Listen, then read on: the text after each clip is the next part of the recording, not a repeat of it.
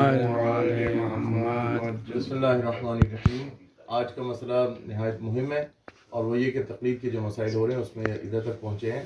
کہ آغا فرماتے ہیں کہ کئی دفعہ ایسا ہوتا ہے، ہم نے عموماً دیکھا ہے، یہ البتہ توضیح مسائل میں نہیں ہے لیکن یہ کہ یہ بڑا ضروری مسئلہ ہے کہ آج کل جو پیش آ رہا ہے کہ لوگ فقط کسی سے سنا اور کہا ہمارے مرجع نے یہ فرمایا اور اس پہ عمل کرنا شروع کر دیتے ہیں، یا پھر مثلاً کوئی پوسٹ دیکھی، انٹرنیٹ کے اوپر دیکھا، واٹس ایپ کے اوپر دیکھا، فیس بک پہ کہیں پہ بھی، ٹویٹر پہ دیکھا، کہا کہ جناب یہ آغا سیستانی کا فتویٰ یا آغا رہبر کا فتویٰ، کسی کا فتویٰ ہے، وہ فرماتے ہیں یہ طریقہ درست نہیں ہے۔ یہ یقین ہونا چاہیے کہ جن کی آپ تقلید میں ہیں ان کے ان